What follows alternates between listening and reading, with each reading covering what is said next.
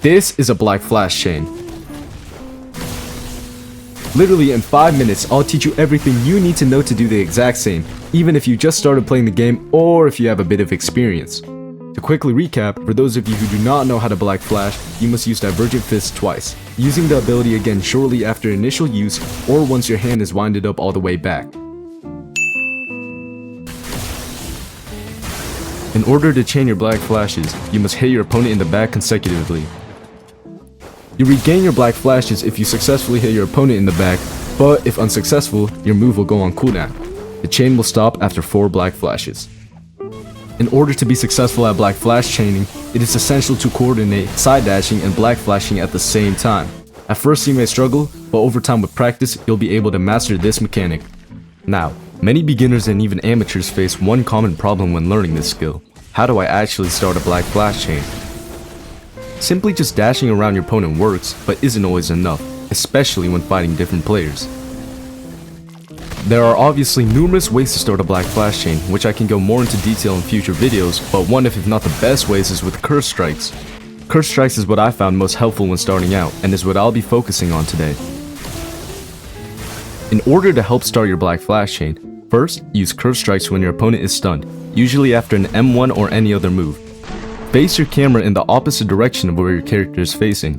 Then, about half a second before curse strike ends, go into shift lock, shifting yourself in the opposite direction. The reason this works is because almost every normal player plays in shift lock.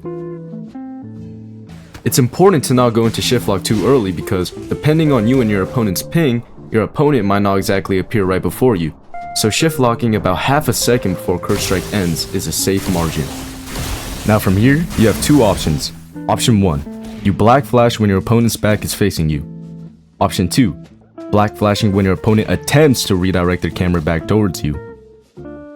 With option number 1, as soon as you finish curse strikes, black flash your opponent's back, beginning the chain. Keep in mind, many opponents will most of the time quickly turn their back in order to face you, so only do option number 1 if you're confident they won't turn their back in time or at all.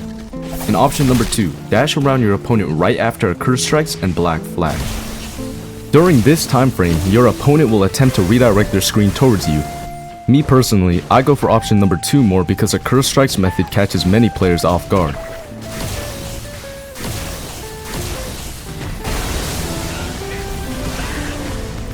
Alright, now you know how to set up and start a black flash chain, but what do you do afterwards? Well, in my opinion, the 2 best techniques I've used that allowed me to hit all these successful black flashes throughout the video were 1. Jumping on top of your opponent's head, and 2. Just constantly dashing around them. In method 1, by jumping on the opponent's head, it tricks them into thinking you're about to go around them. They'll try to predict this and face their camera to where they think you're going, but instead face their back towards you.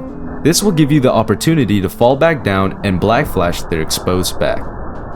This may seem like a very simple technique, but it works on almost everyone, even on experienced players.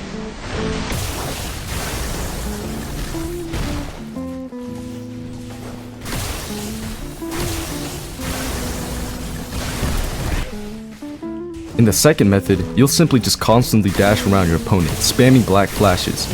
This method alone won't work as efficiently in my opinion as the first method, but pairs really well with fakes and mix-ups. Now that you know how to black flash, start a black flash chain, and then add on to that chain, you can now add mix-ups, feints, and Yuji special to assist in your combos. With the 2 methods I showed you, mix them up together in a chain instead of repeatedly using only one of the methods. Remember though, every player is different and plays differently. In order to land a black flash chain on different players, you must analyze what type of player they are and play off of that. Not everyone may fall for the jumping on top of their head method, but they may fall for Yuji special.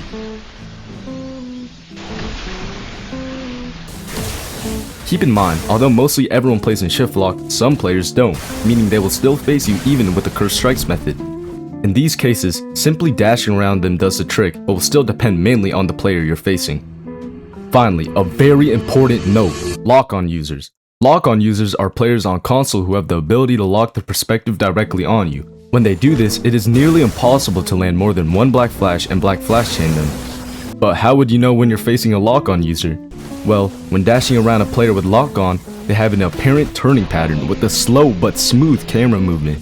If you go for a black flash and see this camera movement, with your black flash chain failing as well, it is very possible you are fighting a lock on user. There is one way to land more than one black flash on these type of guys, but that's for a future video. Alright, that's it for today. I hope this quick 5-minute guide gave you all the information you need to start black flashing. If you have any questions or requests, leave them in the comments and I'll do my best to respond. If you want more short information-packed tips and trick videos like this in the future, consider subscribing. It'll let you know when I post new content and I'll highly appreciate it as this video did take quite a while. Thanks for watching and I hope you have a nice rest of your day.